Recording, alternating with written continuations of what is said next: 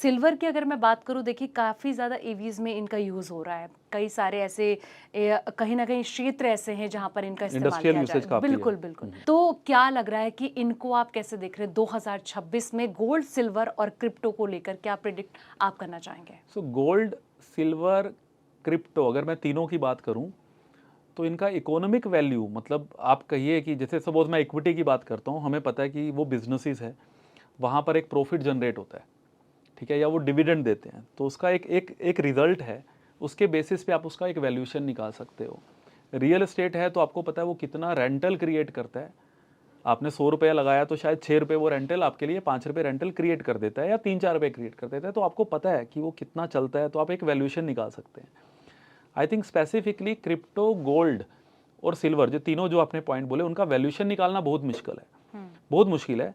जिसमें से सिल्वर और गोल्ड एक तरह की, गोल्ड तो सेफ हेवन रहा ही है, जब जब जियो पोलिटिकल कंसर्न आए हैं, जब तक टेंशन्स बढ़ी हैं, तब तक उसमें तेज़ी आई है।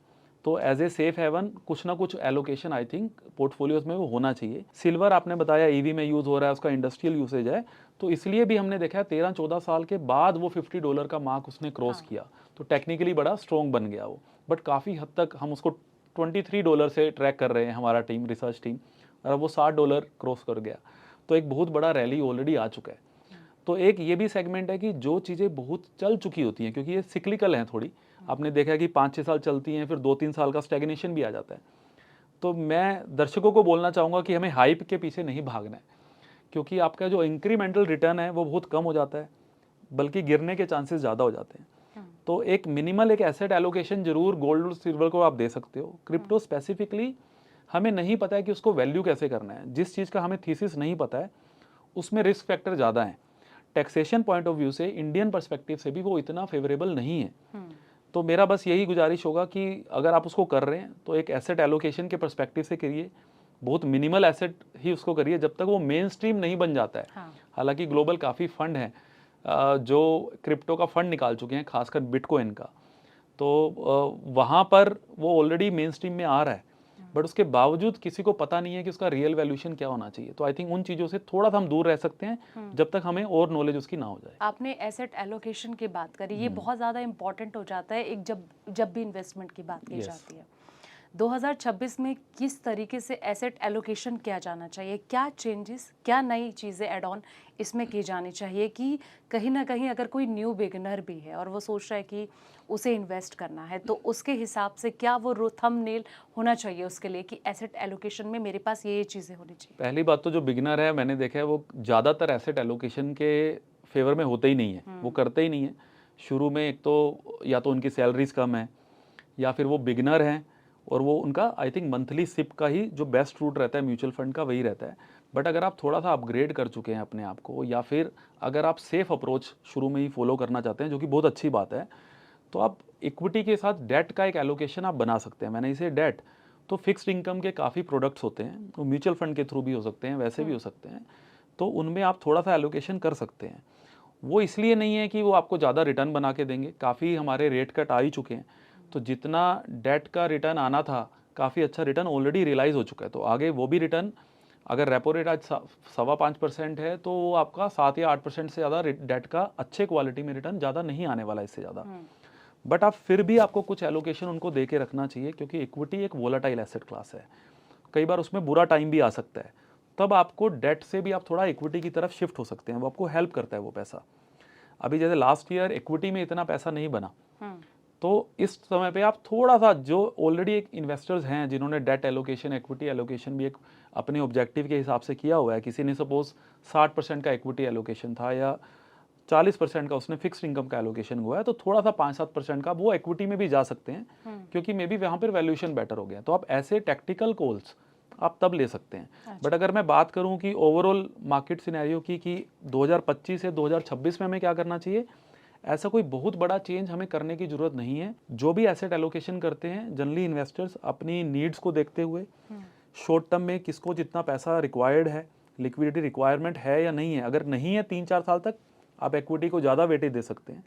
अगर आपको बहुत जल्दी पैसे की रिक्वायरमेंट है, तो इक्विटी आपके लिए इतना अच्छा एसेट क्लास नहीं है, क्योंकि हो सकता है जब आपको पैसे की जरूरत हो तब तक मार्केट डाउन हो। हाँ।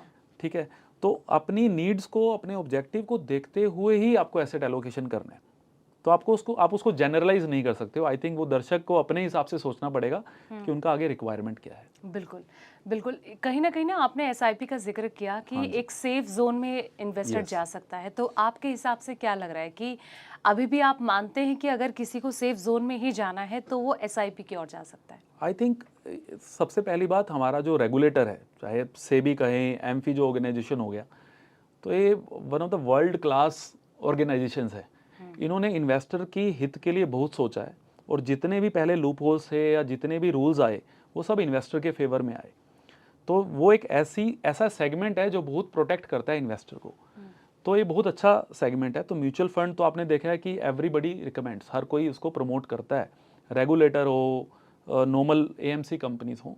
तो बेसिकली तो यहाँ पर अगर आप बिगिनर हैं, अगर आपको अभी इतना आइडिया नहीं हुआ है कि स्टॉक मार्केट के उतार चढ़ाव का इतना आइडिया नहीं है, तो आपको पैसा प्रोफेशनल फंड मैनेजर को ही देना चाहिए। आप उसको लमसम वे में भी दे सकते हैं अगर आप अफोर्ड करते हैं, और अगर आप उसको मंथली बांटना चाहते हैं, जैसे मंथली जो हमने सिस्टमैटिक इन्वेस्टमेंट प्लान बोला, उसके थ्रू भी दे सकते हैं।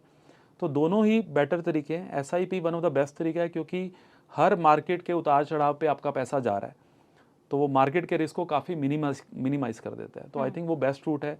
आपको भी पता चल जाता है, कई बार आप बहुत हाई देखते हो, कई बार आप बहुत लो देखते हो, तो आप भी इस बीच में काफ़ी सीख जाते हो। और जब तक आपको थोड़ा 2-3 साल का आपको एक एक्सपीरियंस हो जाता है, तब आप अपनी लर्निंग कब आपकी इतनी बढ़ जाती है कि आप खुद भी काफ़ी इन्वेस्टमेंट करने लायक हो जाते हो आप। सचिन, रियल एस्टेट में इन्वेस्ट करने वाले इन्वेस्टर के लिए 2026 कैसा रहने वाला है? क्या आपको लगता है कि यहाँ पर उन्हें और ज़्यादा प्रॉफिट मिलने के आसार हैं? देखिए, रियल एस्टेट में जो बहुत बड़ा बूम आया है वो 2020-21 कोरोना के बाद आया। हम सब ने देखा है कि किस तरीके से जो होम इम्प्रूवमेंट सेगमेंट भी है, कि अगर किसी के पास 2 बेडरूम है तो उसको 3 बेडरूम चाहिए, कि आप एक ही घर में आप स्टक हो फैमिली के साथ, और सबकी एस्पिरेशंस बड़ी हैं।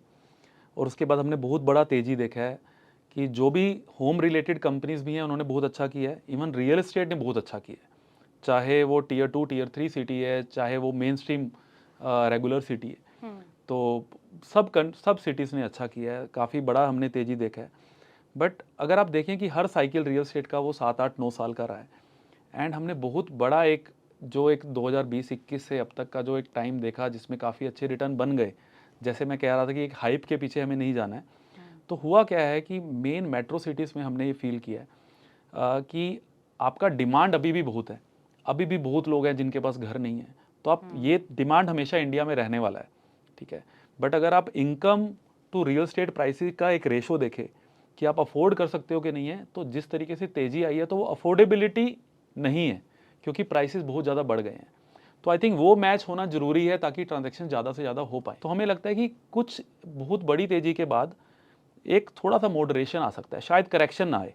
रियल एस्टेट में कई बार हो जाता है कि आपको 1-2 साल तक एप्रिसिएशन नहीं मिलता, बट क्योंकि एक डिमांड इमेंस है, और जैसे जैसे हमारा पर कैपिटा इनकम बढ़ेगा, तो वैसे वैसे housing is also the segment जो कि ग्रो करता रहेगा। लेकिन उसके बीच में जो कंसोलिडेशन के फेसेस है या फिर माइनर करेक्शन के हैं, वो आते रहेंगे। और वैसे भी रियल एस्टेट के बारे में एक और चीज़ बहुत इंपॉर्टेंट है कि रियल एस्टेट को भी जनरल इंडिया के पर्सपेक्टिव से आप नहीं देख सकते हैं। आपने देखा कि गुड़गांव या बेंगलोर की अगर बहुत बड़ी तेज़ी रही लास्ट 3-4 सालों में, तो शायद अब वो पुणे या दूसरी सिटीज़ में मूव हो जाएगी। अब ये इंटरनेट वर्ल्ड है, आप पूरी तरह से कनेक्टेड हो, आपको ज़रूरी नहीं है कि यहीं आके बड़े सिटीज़ में आके काम करना है। आपका जो एम्प्लॉय भी है वो घर बैठे भी काम कर सकता है। तो कहीं ना कहीं वो डाइवर्सिफिकेशन की तरफ जा रहा है, और हमें लगता है कि अब ये स्प्रेड होगा। तो जितना बड़ा तेज़ी दूसरी सिटीज़ में आ सकता है, शायद उतना मेट्रो सिटीज़ में ना आए। सचिन, जैसे ऑफ कैमरा ना हम बात कर रहे थे जेंजीज के माइंडसेट को लेकर कि इनकी आइडियोलॉजी क्या होनी चाहिए इन्वेस्टमेंट को लेकर। आपको क्या लग रहा है कि इस नए साल में किस तरीके से, क्योंकि देखिए बहुत अग्रेसिव होते हैं कि इन्हें बहुत कम टाइम में बहुत बड़ा फंड चाहिए, तगड़ा रिटर्न चाहिए, Yes, yes. और कहीं ना कहीं रिटायरमेंट का जो लॉन्ग सेट जो होता है, एक बनाते हैं लोग कि 60 साल तक रिटायरमेंट प्लानिंग हो जानी चाहिए, लेकिन इनका ड्यूरेशन जो होता है वो कम होता है। वही मैं कह रही हूँ कि जेंजी हैं, तो जाहिर सी बात है कि ये अलग डायरेक्शन में इनका माइंडसेट जाएगा। तो आपके हिसाब से क्या लग रहा है कि किस तरीके से ये क्या ऑप्शन चुन सकते हैं, किस तरीके से क्या इनकी आइडियोलॉजी होगी नए साल में? देखिए, बहुत इंपॉर्टेंट आई थिंक क्वेश्चन है, और बड़ा इंटरेस्टिंग सब्जेक्ट है, क्योंकि this is the future of India. अगर आप जेनजीज को समझ पाए या फिर जेनजीज मार्केट के ट्रेंड को समझ सकते हैं तो नथिंग लाइक इट। तो हमारा बड़ा इंटरेस्टिंग टेक है इस पे कि जेनजीज, यू आर राइट, कि काफ़ी वोलाटाइल माइंड है, काफ़ी एग्रेसिव माइंड है, बहुत चीज़ें उनको जल्दी चाहिए, और उन्होंने अपने अराउंड वो स्टोरीज भी देखी हैं। उन्होंने अमेज़न को 1000-2000 गुना होते देखा है, उन्होंने ओपन एआई देखा है, तो बहुत सारी कंपनीज हैं, न्यू एज कंपनीज आई और सीधा बिलियन डॉलर के कंपनीज हो गए, लेकिन उन्होंने देखा नहीं कि वो भी 10-15 साल से शायद लगे हुए थे, लेकिन जब वो पॉपुलर हुई तब यहाँ हमें दिखी। तो आई थिंक वो बहुत ज़रूरी है उनके लिए कि पेशेंस रखना ज़रूरी है। बट आई थिंक एवरीबडी, हर एक को वो प्रोसेस के थ्रू जाना पड़ता है जिसमें लॉसेस होते हैं, जिसमें आप एग्रेसिव कॉल लेते हो, फिर आपको अकल आती है, फिर आप थोड़ा समझदारी से कॉल लेना स्टार्ट करते हो। तो सिर्फ हमारे बताने से या हमारा उनको गाइड करने से बहुत ज़्यादा रोल उसका प्ले होने नहीं वाला है। आई थिंक वो उस प्रोसेस के गो थ्रू होएंगे। मैं आपको कुछ एक एग्जांपल बता सकता हूँ।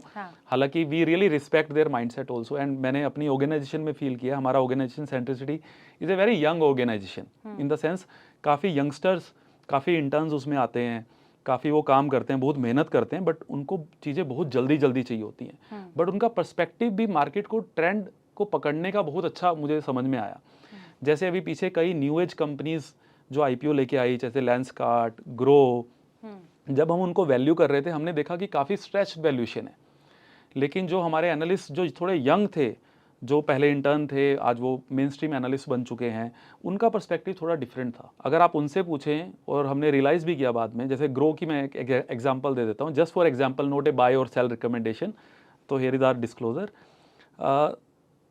हम कंपेयर कर रहे थे कि एंजल वन का क्या वैल्यूएशन है, मोतीलाल ओसवाल का क्या वैल्यूएशन है, उनका कितना मार्केट शेयर है, ग्रो का कितना मार्केट शेयर है, कितना वैल्यूएशन होना चाहिए। उसके हिसाब से हमारे कंसेंसस हमारा बन रहा था कि थोड़ा महंगा है। लेकिन आप जेनजीज के पर्सपेक्टिव से देखिए तो जो पिछले 2 या 3 साल में जितना इन्वेस्टर या ट्रेडर मार्केट में आया है, जो कि काफ़ी बड़ा नंबर है, पहले अगर 1 करोड़ थे तो 4 करोड़ नए आए हैं, तो वो सारा का सारा जीरोधा या ग्रो पे ही मैक्सिमम आया, 70-80% उनके पास ही आया। अगर आप उनसे व्यू लें तो वो कहेंगे कि ग्रो जैसा कोई प्लेटफॉर्म नहीं है, उनको बड़ा ईज़ है, DIY मॉडल है, वो कुछ भी अपने आराम से कर सकते हैं, और उसमें बहुत सारे ऐसे फीचर्स हैं, ऐसे टूल्स हैं जो आज के ट्रेडर को पसंद है। ठीक है, तो जब वैसे हमें फीडबैक मिले कि नया इन्वेस्टर वही आ रहा है जो अगले 20-25 साल में इन्वेस्ट करने वाला है, चाहे वो म्यूचुअल फंड में करे, ऑल्टरनेट्स में करे, या स्टॉक ट्रेडिंग ही करे, तो काफ़ी बड़ा नया इन्वेस्टर चंक वो लेके जा रहे हैं, तो ऑब्वियसली उनको प्रीमियम पे होना जरूरी है। तो हमारा व्यू थोड़ा चेंज हुआ, हमारा व्यू थोड़ा पॉजिटिव बना उस पर, जो पहले न्यूट्रल था। तो आई थिंक उनको भी स्टडी करना, जेनजिस का एक माइंडसेट है जो करंट मार्केट को, करंट जो कंज्यूमरिज्म चल रहा है उसको देखते हुए बड़ा एक अनबायस्ड व्यू दे सकते हैं, जो कि हमारा एक ओल्ड स्कूल हो सकता है। आई थिंक वो भी बहुत बड़ा इंपॉर्टेंट रोल एक प्ले करता है।